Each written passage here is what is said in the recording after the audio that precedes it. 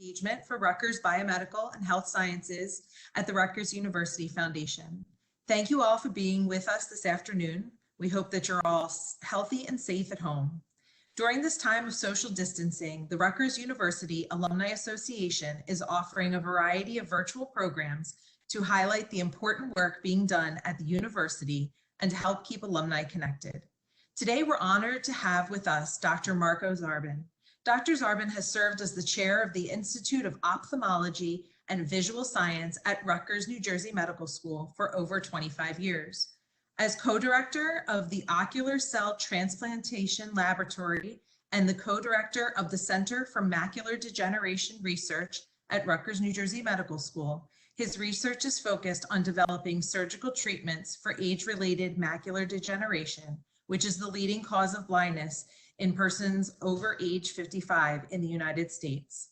This research, which involves the transplantation of specialized cells, has been supported by grants from the National Eye Institute, the Department of Veterans Affairs, the Foundation Fighting Blindness, and others.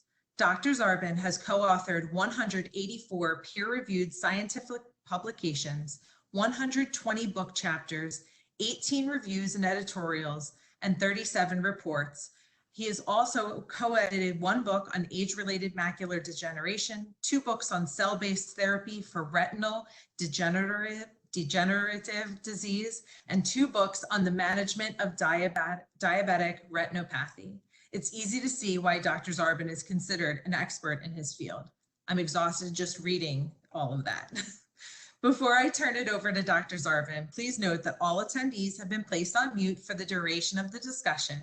If you have questions, please send them via the Q&A option at the bottom of your screen throughout the presentation, or you can send them directly to all panelists. Following the discussion, I will read your questions aloud to Dr. Zarbin, and we will get to as many as possible. It is now my privilege to turn it over to Dr. Marco Zarbin. Hi, everybody. I am honored to be with you today.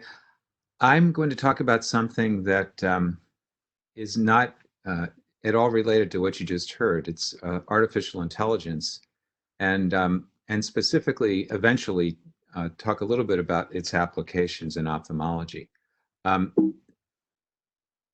These are my disclosures, none of which are relevant to the talk that I'm about to give now. I want to give a very brief overview of the history of artificial intelligence and think very briefly about the difference between intelligence and computation, and then in a kind of superficial way explore how artificial intelligence works. I can't do it more than superficially because that's the extent of my knowledge of it, but then I'd like to show how we can use it to really transform how we might do medical practice, at least in ophthalmology in the future, and also clinical trials. So this is a brief timeline of the history of artificial intelligence. There's a lot of places we could start, but let me just artificially start with 1950 with the development of the Turing test, which was proposed by Alan Turing, who suggested that if a machine could successfully masquerade as a human, in other words, fool another human into thinking it was a human, then it had intelligence. And shortly after that, an engineer named John McCarthy coined the phrase artificial intelligence to describe the science of making intelligent machines. And very shortly after that, in 1961, there was the first industrial robot working on the assembly line at GM, which actually was replacing some humans on the assembly line.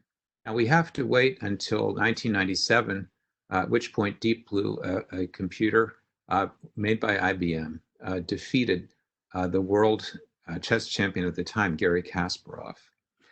Then the next milestone, I would say, is in 2011, when Siri used natural language processing to talk to us and understand us, something that we're all familiar with, which really started with the iPhone 4S.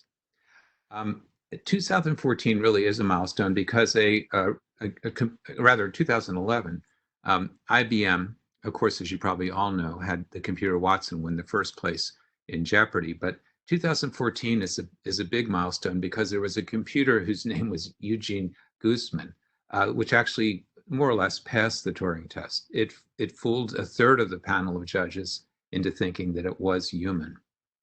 And then most impressively, in 2017, the computer AlphaGo defeated the world Go champion, Kejia, in a game of Go, which has 2 to the 170th power possible moves. And it did it in a way that showed genuine creativity, which we could talk about in the question and answer session, if you'd like. You'll notice that there's been a rapid progression from 2011 to 2017 compared to the previous 60 years. That's in part due to the evolution of much greater computational capacity in computer systems. Now, I don't purport to know exactly what intelligence is, but it certainly is an emergent property of unintelligent matter. And an emergent property is a property of a system that actually isn't present in any single component of the system, but is a manifestation of the interactions among the component parts. I think the best example of an emergent property is the concept of temperature.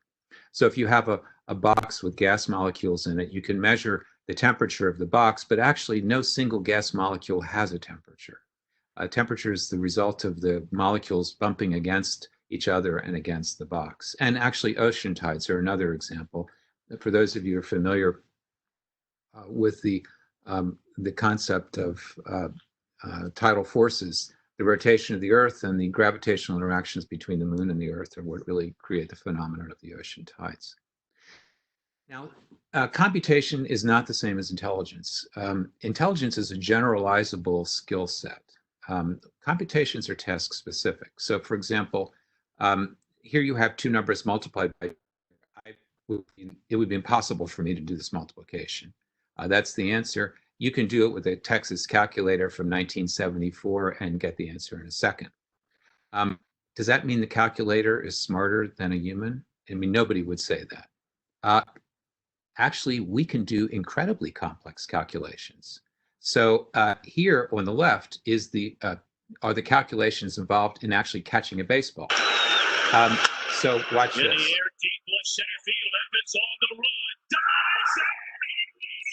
So that was all done subconsciously. All that math was done, and I guarantee you he wasn't doing any math when he was running to catch that ball. But this is even more impressive. Take a look at this picture.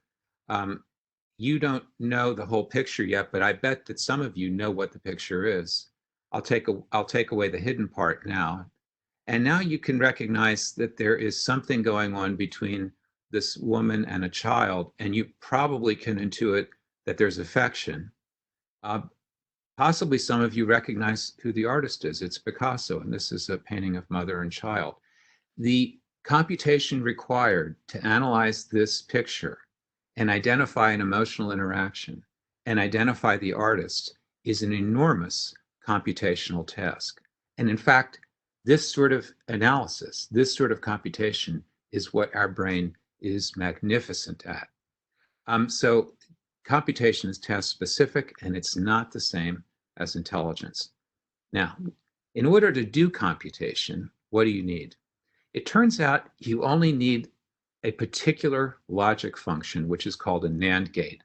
A NAND gate is equivalent to the Boolean statement, not A and B. So the way this works is if A gives an input and B gives an input, then there's no output. But if either A or B doesn't give an input, or if neither of them give an input, then there is an output. That may be a little bit hard to conceptualize at first. So I think a good illustration is shown with a solenoid, which is the center of this picture. So you have an electrical circuit, and when these two switches are closed, current can flow through the circuit. That's like saying A and B are giving input, and that, of course, activates the solenoid and generates the magnetic field, which then opens the circuit. So when A and B are activated, B is inactivated. That's the same as a NAND gate.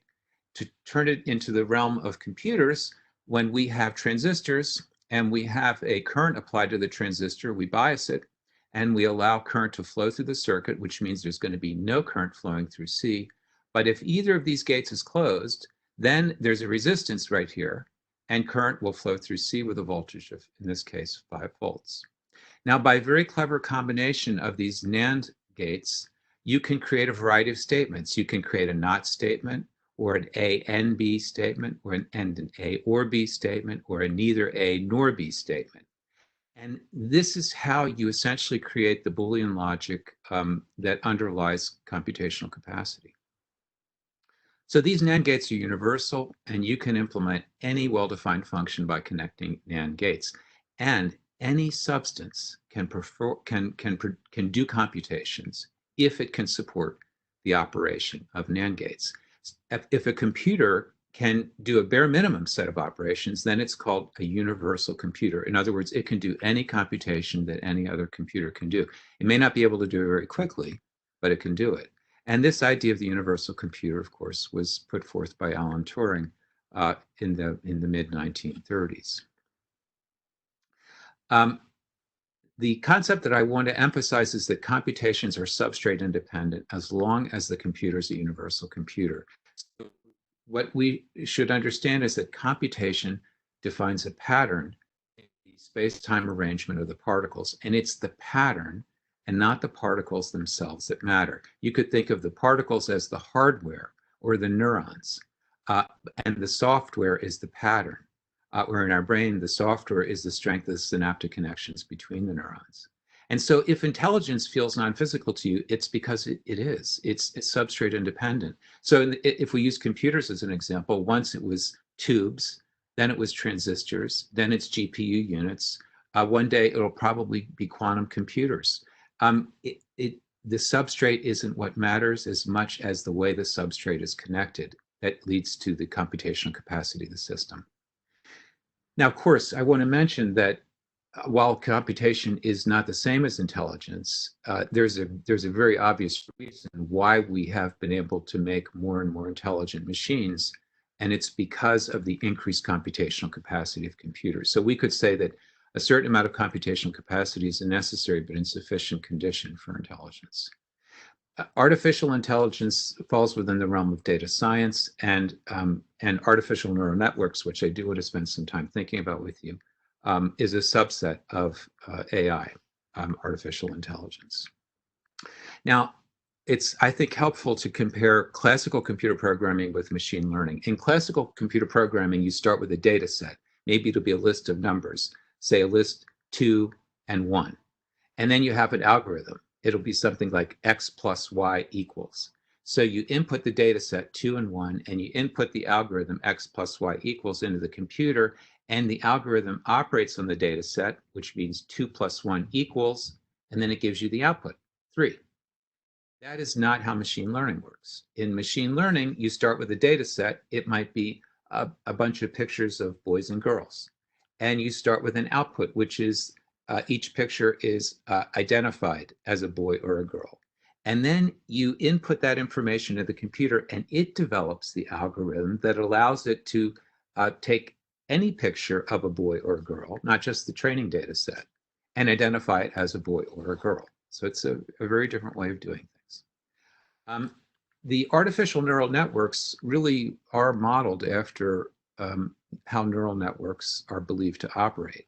So as you know, a biological neuron receives input from a variety of other neurons through synaptic connections at the dendrites, and then it actually summates these synaptic potentials in a part of the neuron called the axon hillock, and it generates a single output. In fact, it's a binary output. It's an action potential, which is like the analog of a 1 as opposed to a 0. And the axon communicates with other neurons, and so the signal gets propagated through a network. So the artificial neuron, shown on the right, is also known as a perceptron, and it receives input from another of other perceptrons, and it summates that input, compares it to an internal threshold value, and depending on the comparison outcome, it generates an output, which is projected to other artificial neurons. And so an artificial neuron is really just a mathematical function. And the artificial neurons are the elementary units in an artificial neural network. And these neurons, as I mentioned, receive one or more inputs, which could either be excitatory or inhibitory, and they're the analog of the postsynaptic potential of dendrites. And then it sums these inputs to produce an output. And that process of summing and output generation we could call the activation function, and which it's, of course, as I mentioned, analogous to the action potential. Now, usually each of these inputs receives a separate weight, which is analogous to the synaptic strength of a connection between a neuron and the target neuron at the dendrite level. And as I mentioned, the summation occurs through a function which is known as an activation function. And there are a variety of activation functions, which I'll mention more specifically in a moment. This way of organizing the connections and the thresholding really allows us to build those logic circuits that I alluded to earlier with the NAND gates. So here we have a somewhat more detailed example of how the system operates. You have a weighted sum. So you have input X weighted by weight W. And in fact, this is really matrix math where we're making a dot product. And then that sum is inputted into the artificial neuron, and the sum of all the inputs is compared against a threshold value. And if the sum is less than the threshold value, as for an example, there's no output at all. But if the sum is greater than the threshold value, then there is an output. And now in this case, the output is a step function. So once the sum is greater than a minimal value, no matter how much greater it is, you still get the same output. There are other kinds of output functions, and I'll show you that in a minute. So these artificial neural networks really comprise just a large number of these nodes are operating in parallel. And as I mentioned, they're interconnected by these connection links that have weights associated with them. And the node has an internal state, which we call the activation level. And the activation level is a function of the sum of all the inputs that the node has received. So here we have a picture up here of a bunch of different nodes that are creating inputs into this one neuron, and it produces an output. We could call this an output node. The output Y is determined by the sum of the weights and the various inputs. That's what WX refers to, as compared to the bias, which is what minus T is. That's the threshold. And that's how you get the output. Now, I should mention in this picture, this is just a summation, but let me show you there are a lot of different activation functions. You could have a linear function where the input equals the output. You could have a binary step function, which I've already illustrated, where you get no output at all until you exceed the threshold. And at that point, the output is maximal, in this case of 1. Or you could have a bipolar step where the output be negative, like -1, or 0, or +1. Or you could have something that is more continuous, a sigmoidal curve that ranges between 0 and 1, using the function shown on the far right. Or you could have a bipolar sigmoidal function that goes from -1 to +1.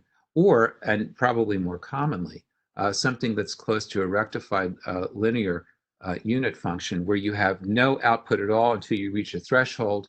And then over a certain part of the threshold, once you've exceeded the threshold for a certain amount of time or amplitude, you get a linear increase in output. And then finally, you reach a plateau. That's a ramp function. So these are the different kinds of functions. So to summarize, what I'm trying to say is you have a perceptron, which is the basis of an artificial neural network. And it has an internal activation function, which in this case is a sigmoid function that transforms the multiple inputs into a single output, in this case ranging from 0 to 1. And the network consists of these parallel rows of perceptron units that are connected in various ways, but they are all connected. And they can have various types of activation functions. I've mentioned just a minute ago the linear identity function, but they could also have the rectified linear unit function that I've mentioned, or they could have a sigmoidal function like a hyperbolic tangent function. And these nodes can be connected in the most simple way, which is called a single layer feed-forward network. You could have them connected in multiple ways, the multi-layered feed-forward network, or you could have recurrent networks where they feed back onto the nodes before them, or competitive networks, or simple recurrent networks. And this level of complexity is going to influence how your artificial network the data that have been inputted into the system. So for example, how it processes an image. So why are the networks modeled this way? Well, actually, they're modeled after the way the human brain is structured. So our neurons are organized as a massively parallel distributed system with these relatively simple processing units called neurons. And the synaptic connection strengths are what store our acquired knowledge. And how much information is that? Well, if you look at all the information stored in 23 chromosomes, that's about 1.6 gigabytes. But if you look at the information that's stored in our synapses, it's 100 terabytes. And those synapses are what connect any given neuron to about 10,000 other neurons. We acquire knowledge through this network by interacting with our environment. So there are some things we don't have to learn. We don't have to learn how to breathe or swallow. But there's a lot of things we do have to learn, and we can only do that because of this way that our brain is organized. Now, as I mentioned, these simple artificial neural networks can operate as universal computers, and they can compute with increasing accuracy as we adjust the synaptic strength coefficients, or the weights, the coefficient W that I mentioned before. And what's interesting is that as we increase the number of layers of neuron in a network, we actually decrease the number of neurons that are needed for computation. Lin and Tegmark and Rolnick showed that if you have one layer of neurons to multiply n numbers, you need 2 to the nth power neurons. But if you have a deep network, you only need 4n neurons required. So having multiple layers really simplifies the needed complexity in terms of the number of nodes that's required. What is learning in an art?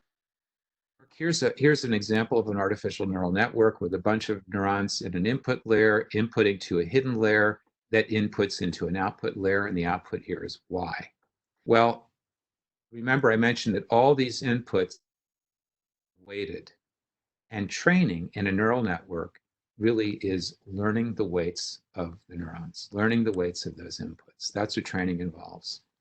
So network training is simply the process of modifying the weights and the connections between the network layers. And we do that until we achieve the objective of getting either the expected or the desired output. And there are a variety of network training paradigms. There's supervised and unsupervised learning, and even combinations of those two. And there's something called reinforcement learning, which is actually what's used if you're trying to train a robot to do surgery or to create a self-driving car. But I'm just going to mention a little bit about supervised and unsupervised learning. Now, if we're doing supervised learning, what we do is we input a labeled data set. And for each data set, we are providing the correct answer to the computer. And then we train the computer algorithm using training sets and validation data sets. And then once we think we've trained it, we test the algorithm using what's called a test data set. And that's to be sure that the computer's not just good at reading our training data, it's good at reading any data for the problem in question. When would you use this kind of learning paradigm? It's when you already know how to classify the data and you just want the classifier to do it for you. So it would be something like, I'm going to give the computer a bunch of pictures of boys and girls, and I want the computer to tell me if it's any particular picture is the picture of a face of a boy or a girl. I can tell myself, but I want the computer to do it for me. So I would say, give it this picture after I've trained it, and it would be able to tell me this is a boy. It might not be able to tell me this is Spanky from Spanky and Our Gang, but it would be able to tell me that it's a boy. And so the point of supervised learning is to produce class labels or to produce real numbers if you're doing regression. Now, unsupervised learning is where you provide the computer system with unlabeled data, with classifiers. And it actually does self-organized learning. It identifies patterns in the data so that it can group the data in rational ways, and then it compares different groups. And then, of course, as always, once you think you have the algorithm working, you provide a test data set. When would we use unsupervised learning? It would be something like this, that you have no idea how to classify the data in the way you want, and you want the computer to classify data for you. So a concrete example in ophthalmology would be, I have a picture of the inside of somebody's eye, and I want the computer to tell me, based on this picture, if it's a picture of a man or a woman. I know that it's a picture of a man or a woman, but not from the data I'm giving the computer, but from some other data. And so we provide that other data with the picture, and we ask the computer to figure out, can it tell by looking at the picture if it's a man or a woman? So here's an example. Here's a picture of the inside of somebody's eye. I'll tell you a little bit more about that in a minute. That's the optic nerve. That's the center of the retina called the macula. I cannot tell by looking at this picture if this is the eye of a man or a woman, but I can tell the computer that, in fact, this was a man's eye. And once the training is over, the computer can tell me simply by looking at this picture, this is the eye of a man or this is the eye of a woman. That's what unsupervised learning will do for you. Okay, now we're going to talk a little bit about convolutional neural networks. And to understand how they work, it's very helpful to know how we process visual information. And the bulk of this was figured out by Will and Wiesel, who received the Nobel Prize for their work. And what they did, they studied the receptive field of the cat visual cortex. And what they found is that each layer of the cortex acted as a filter that processed input images. And these processed images were delivered to subsequent layers. So you start out with processing the image to look at edges or colors or contrast. And as the processing of the image proceeds, you go from aspects of the image that you can clearly identify, like an edge or a color, to aspects of the image that you really can't understand what exactly it has to do with the picture in front of the cat's eye. But all of that information gets reassembled into a coherent class assignment. And I'll show you an example. This is an experiment where we're recording, not we, but Dr. Wiesel and Hubel are recording from the cat visual cortex, and they're shining a bar of light into the eye of the animal. And that what you hear is the neurons. I'm sending out. They're being excited. They're only excited when the bar is turned on, and they're only excited when the bar is located in that specific part of the visual field.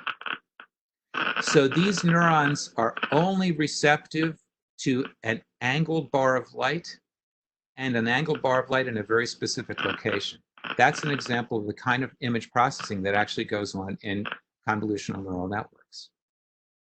So we take an image from our retina, we process it, we send it to the lateral geniculate nucleus where it's processed again, convolved, and then it's sent to the striate cortex where it's processed again through convolution, and then V2, association area, V4, and then delivered to the posterior inferotemporal cortex and the interinferotemporal cortex, and from there to the prefrontal cortex, and from there to the premotor cortex.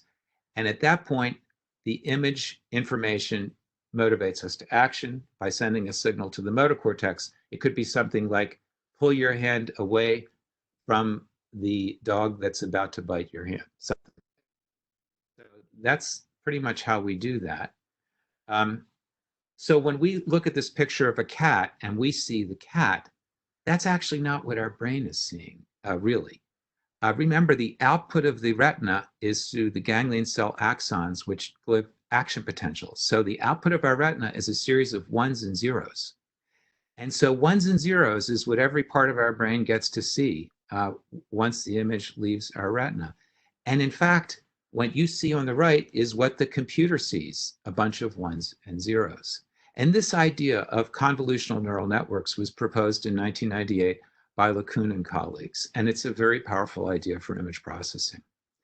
So basically, there are, we could say, three main steps in convolutional neural networks doing image analysis. The first is something called convolution, which I'll talk to you about. The second is called feature extraction, which actually involves repeated cycles of subsampling of aspects of the image and additional convolution. And then the final part is classification of the image with giving an output. And the way convolution works is that we have an input, say an image, which is the blue figure on the left. And we have something called a filter or a kernel, which is a small matrix of values that sort of functions like a peephole that does a mathematical operation on different parts of the image as it scans over the whole image. So what happens is in these convolutional neural networks is that we have the filter sliding over the image 1 pixel at a time, and the filter multiplies its own values with overlapping values. You see, and what it does as it overlaps is it creates a single output value for each area of overlap. So the values in the feature map correspond to whether the convolutional filter detects a feature of interest. And each movement has a certain amount of overlap with the adjacent part of the image. And the reason we do that is so that we have overlapping receptive fields. And believe it or not, that's exactly how our visual system works, overlapping receptive fields. That's also how our touch system works, overlapping receptive fields. So here's an example of what happens with convolution. Say we want to extract only the horizontal images of this image of the number 4 on the left. We'd use a filter which, when convolved with the original image, dims out all the areas that don't have horizontal edges. And you can see the result on the right. It's blurry, but you can see the horizontal line. And of course, if you do multiple convolutions, each using a slightly different filter and creating a slightly different feature map, when you stack all those feature maps together, you get the final output of the convolution layer. Here's an example where we're using a filter that is only going to dim out the horizontal parts of the image, leaving the vertical images behind. And that's part 1 of the process of image analysis. The next part is nonlinearity. So we've done convolution for feature extraction, and then we do what's known as the linear combination of inputs, rather than nonlinear combination of inputs. And you can see why we'd want to do that. The figure on the left shows a distribution of classes where a linear separation allows you to successfully classify things, green versus blue. But sometimes the distribution of classes is such that a linear separation will not allow proper classification, and you need to have nonlinear functions. So the way nonlinearity works is we'll have another filter which has an activation function. And typically this will be a rectified linear unit. And it'll pass over the matrix on your left, and it'll do something like this. It'll take any negative value and turn it into a 0, but it'll leave all the positive values unchanged.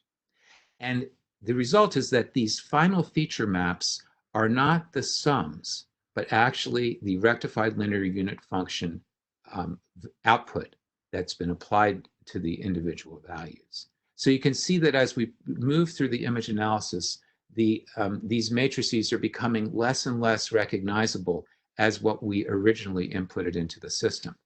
But the value of doing the nonlinear analysis is shown here. If we just do the filter with a nonlinear analysis, this is what we get. If we overlap the rectified linear unit, you see a much sharper delineation of the horizontal features and the vertical features of the number 4.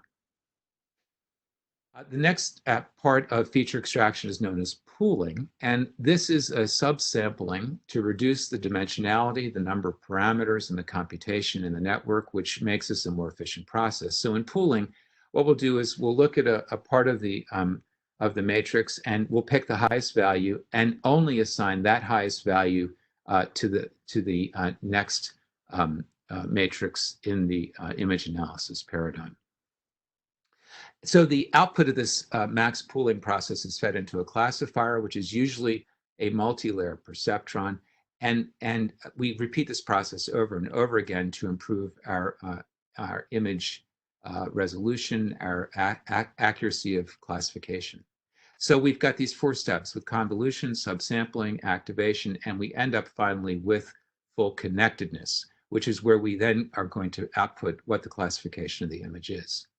So basically, in convolutional neural networks, we have 2 things happening. We have feature extraction, which involves convolution and pooling, and we have classification, where we have the fully connected layers classifying the features and then assigning a probability for the classification of the input data. Why do we have multiple layers? Well, the reason is the world is compositional.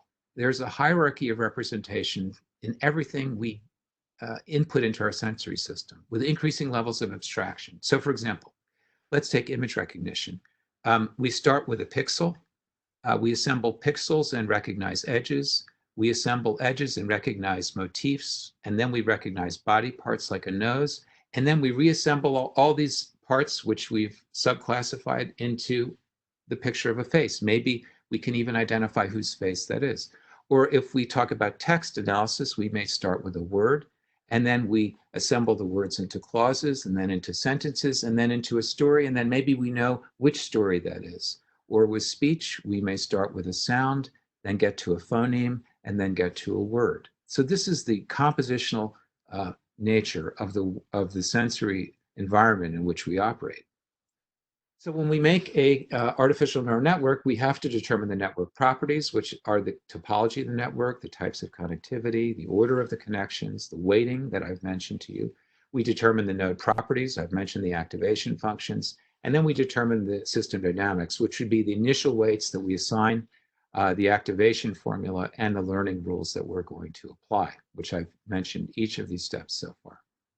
Now, how will this actually affect ophthalmology?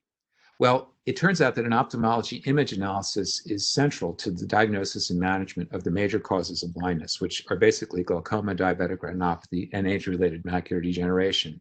The only one I'm leaving out is cataract. It turns out that these artificial intelligence systems can actually generate a differential diagnosis from a picture as well or better than an experienced clinician. And part of the reason is that we tend to collapse visual information, whereas with computer vision, you use the information in each of the millions of pixels that comprise an image. And because of this greater resolving power that the AI systems have, AI-directed analysis of fundus images can actually predict the gender of the patient, their refractive error, their blood pressure, their risk of stroke, remarkably accurately. We can even use these systems to predict the risk of dementia, probably. We can go beyond that and therefore not only tell what eye disease the patient has with AI, we can even tell, to some degree, what systemic diseases they have. For those of you who are not familiar with the eye, this is a cross-section of the eye socket showing the eyeball. And if we cut the eye in half, you can see the clear front part of the eye is the cornea. In the back of the eye, we have this yellow structure lining the internal two-thirds called the retina.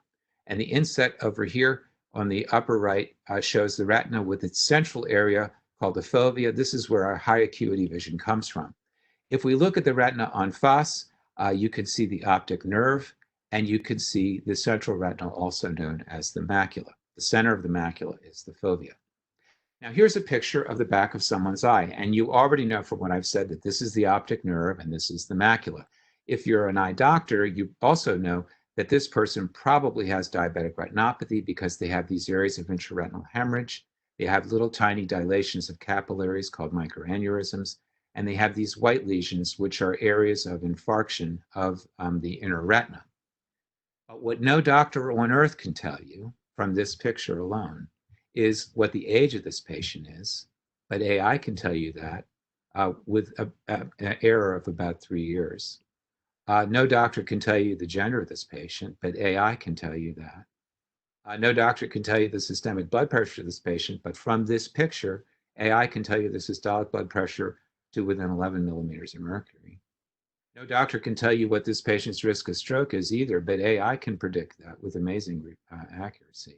And sometimes we can guess the refractive error, but not accurately, but AI can do that accurately. And we can't tell the smoking status of the patient, but AI can also tell you that. It can tell you all these things that no doctor can tell you because it sees more than we see, and it does it through this process of convolution and the activation functions that I've described for you. Now, how will AI help us? Because it's going to affect access to care and the monitoring and treatment of chronic conditions. Why? I've mentioned to you that AI can identify common vision-threatening conditions with sensitivity and specificity that's as good as.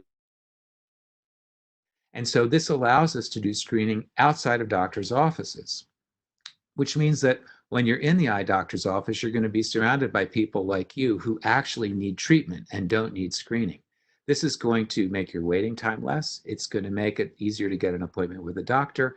It's going to make it a much more efficient experience for all involved. It also, interestingly, I think, will increase innovation in ophthalmology because if you give people more free time, it gives them more time to think and more time for hypothesis generation. And of course, it also is going to improve data analysis, and improved data analysis also improves your ability to do hypothesis construction. And let me give you an example of AI predicting the progression of diabetic retinopathy from a single fundus photograph. So here we have, and this work was done by Arkadu and colleagues, recently published. On the left, we have a picture of a patient's fundus who has no diabetic retinopathy. On the right, the patient has diabetic retinopathy. They have the classic findings of little hemorrhages in the blue box, little lipid deposits in the retina in the yellow box, and little dilation of the retinal capillaries called microaneurysms in the pink box.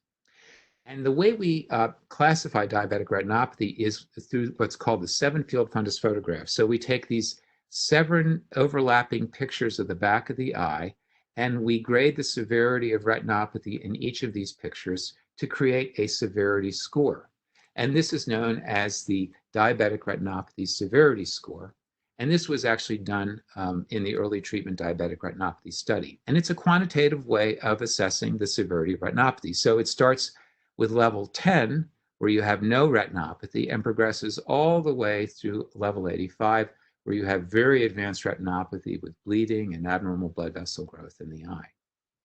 Well, Arkadu and colleagues developed a convolutional neural network that could predict the probability of having a 2-step progression or more of diabetic retinopathy just using a single 7-field fundus photograph set. So here you see the different fields, field 1 all the way through field 7. They had a learning network analyze these images, and they, of course, were graded against a test set and a validation set. And each of these fields is used to make a prediction about the probability of progression of 2 steps or more at 6 months, 12 months, or 2 years. And so for each of these probabilities that were offered from each of the 7 fields, summed using a random forest model, which is where you use the mode, the most frequent probability, to give a prediction of what the probability of progression is. And this is, if we look at the curve on the right, which is called a receiver operating characteristic curve, you can see how the model performed. At 6 months, it was able to predict the progression of retinopathy not that well. Sensitivity was 66%, specificity was 77%. But you know, it wasn't very good at 6 months because there were very few people that progressed at 6 months, so the training data set was very bad. But on the other hand, by 1 year, where there were more progressing patients in the training data set, on the test data set, its performance was very, very good. It had sensitivity of 91%. Specificity, not so good, 65%. So it's overcalling retinopathy a little bit. But if you want to get a sense of how good it is, if the AI system worked just as good as chance, no better than chance, all the data points would follow this line with a slope of 1. The fact that they're all over here with the standard deviations nowhere near the slope of 1 means that it actually predicts pretty well. And at 24 months, it also was pretty good at predicting, 79% sensitivity, 72% specificity. What's interesting is to see how the AI system actually made the predictions. Now, at 6 months, the areas that the AI system was looking at to make predictions are just the ones that we teach the residents to look at, the ones in the back of the eye near the optic nerve and the macula. Of course, it wasn't very good at making predictions at 6 months. But if you look at the time when it was very good at making predictions, it didn't look at those areas at all. It looked at the peripheral retina.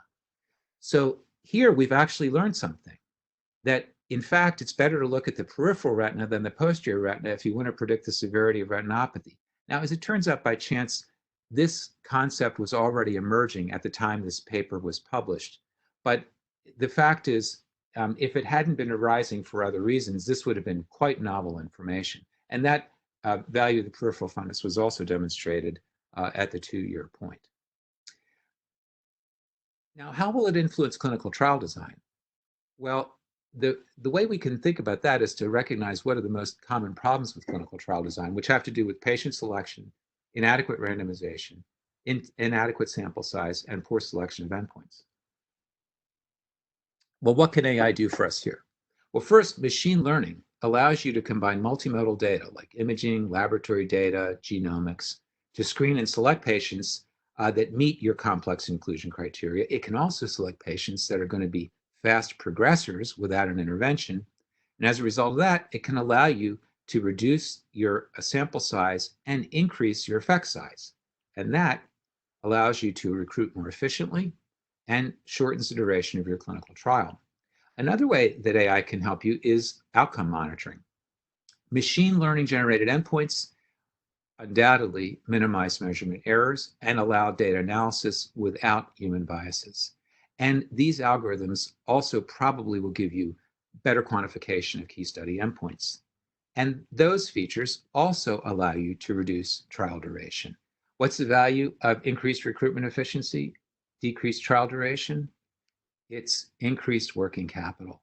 Because when you have to recruit fewer patients, the trials take less time and they cost less money. And when you have more working capital, you can do more trials. Remember that most phase 3 trials, most clinical trials have an 86% or so failure rate. So being able to test multiple potential treatments is a tremendous advantage for the rapid development of effective treatments for any disease. There's one other way that clinical trial design will be affected that I want to share with you, and that's the idea of the virtual control group. So one of the challenges we have is enrolling sufficient number of patients that meet our inclusion. And of course, we need to have balanced treatment and control groups, and randomization is a very important part of that process. But of course, if you have a treatment and control group, that means half of the patients aren't getting any intervention. That's the control group. So what you can do with AI is to train people to be their own controls, because if you can predict the natural history of each participant, they can serve as their own control. And I've showed you how that could be done with diabetic retinopathy, but it turns out it could also be done with glaucoma, where you're using Humphrey visual field data. Because you could use Humphrey visual field data at entry to predict what the field will look like about 5 years later.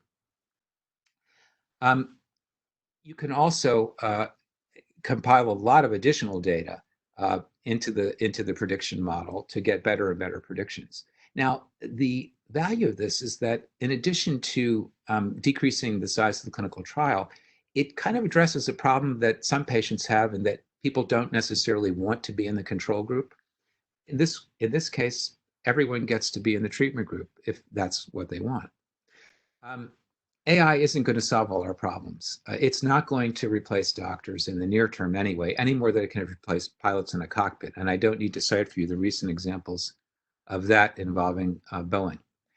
For example, AI is not going to be able to distinguish between equal treatment recommendations for a patient, although it can make an appropriate recommendation. So for example, for retinal detachment, sometimes you could treat with scleral buckle, sometimes with vitrectomy, and in fact, it's just the patient's preference that leads to the final choice of the procedure, and exploring that preference requires more context than is usually present in a convolutional neural network.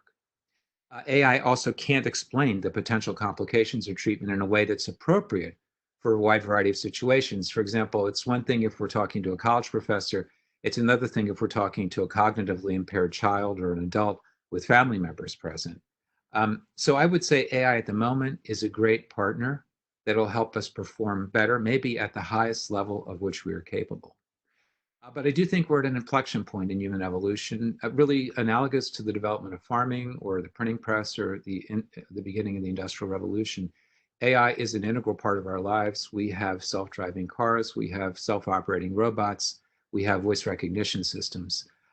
We are going to determine whether or not it's a force for good or evil. So thank you for your attention, and I'm happy to take any questions should you have any. Dr. Zarbin, thank you so much. We have a few questions here. One is a pretty broad question, just asking how widely is AI being used in ophthalmology currently? Very, very intensely. It's being used to try to predict the progression of keratoconus for corneal diseases, the progression of diabetic retinopathy, the progression of age-related macular degeneration, the progression of glaucoma. It's being used to develop image analysis paradigms for orbital surgery, very, very intensively used in ophthalmology because we're very image-heavy subspecialty. I even just saw a paper where they were trying to use AI to determine a patient's satisfaction with their cosmetic lid surgery. Oh my goodness. Right. Okay. And so is this, I think the follow-up question, this is my own question, is, you know, your local, you're going to your local ophthalmologist and you're having an issue. Are they having access to this technology to be able to diagnose you, or is this more at the research level? It's both. It's already built into some things, like how the Humphrey Visual Field Analyzer works. When you're getting your visual field tested, how it picks where to put the bright spot next, you know, to test your side vision, is actually partly based on AI. But I would say AI hasn't fully hit the mainstream of ophthalmology yet. It's really on the cusp. I mean, really on the cusp. For example, where we use it, where we deploy it routinely is when we do telemedicine screening. So what we rather than bring the patient to the office, we have a lot of portable imaging devices that we cart around to different locations like churches and synagogues and mosques. And we get these pictures of the patient's eyes without dilating their pupil. We send these images securely to an artificial intelligence network in the cloud, and we get an immediate readout of whether they have vision-threatening disease or not, and whether they need an immediate referral or not. You could say, well, why do you do that? And the reason is we don't have a doctor there. We have technicians there. They don't know how to diagnose disease.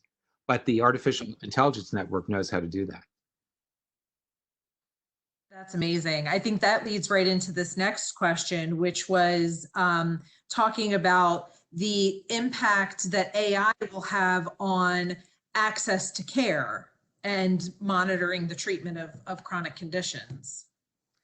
It's going to have incredible impact.